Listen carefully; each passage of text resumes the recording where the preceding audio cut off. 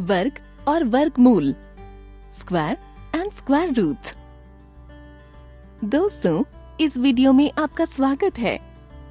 आज हम वर्ग और वर्गमूल यानी स्क्वायर्स एंड स्क्वायर रूट से संबंधित एक क्रियाकलाप करेंगे। मान लीजिए हमारे पास एक प्राकृत संख्या n है। हम कैसे पता लगाएंगे कि वह एक पूर्ण वर्ग यानी परफेक्ट स्क्वायर है या नहीं, और उस संख्या का वर्गमूल यानी स्क्वायर रूट क्या होगा? चलिए यह पता लगाने के लिए एक क्रियाकलाप करते हैं। आप सभी पेंसिल, स्केल और ग्राफ पेपर ले लीजिए। चलिए संख्या 25 की जांच करते हैं। क्या आप ग्राफ पेपर पर एक ऐसा वर्ग बना सकते हैं जिसका क्षेत्रफल 25 वर्ग इकाई हो? प्रयास कीजिए।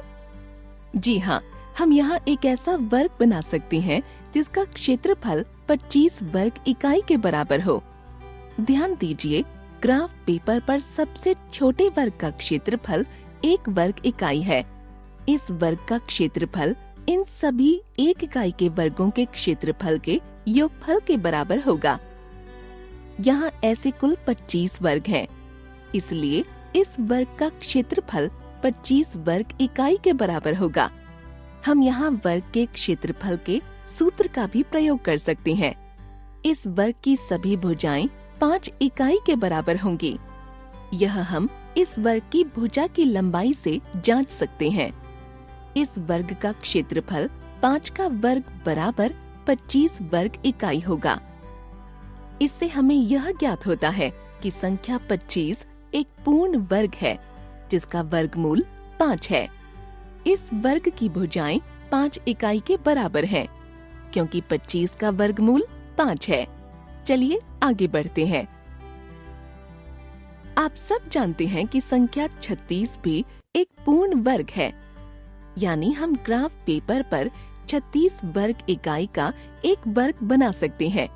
इस तरह आप देख सकते हैं कि यह वर्ग 36 छोटे वर्गों से मिलकर बना है। हम जानते हैं कि 36 का वर्गमूल 6 है, इसीलिए इस वर्ग की भुजाएं 6 इकाई के बराबर हैं। चलिए अब एक नई संख्या जैसे 34 पर चर्चा करते हैं। क्या संख्या 34 एक पूर्ण वर्ग है? क्या आप एक ऐसा वर्ग बना सकते हैं जिसका क्षेत्रफल 34 वर्ग इकाई हो? क्या आप 34 का वर्गमूल ज्ञात कर सकते हैं? चलिए ग्राफ पेपर पर 34 वर्ग इकाई का एक वर्ग बनाने की कोशिश करते हैं। हम देख सकते हैं कि ऐसा कोई वर्ग बन ही नहीं पा रहा है। ऐसा इसलिए है क्योंकि 34 एक पूर्ण वर्ग नहीं है। पर संख्या 34, 25 और 36 के बीच में आती है, इसलिए 34 का वर्गमूल भी इन संख्याओं के वर्गमूल के बीच में ही आएगा। यानी 34 का वर्गमूल 5 और 6 के बीच में आएगा।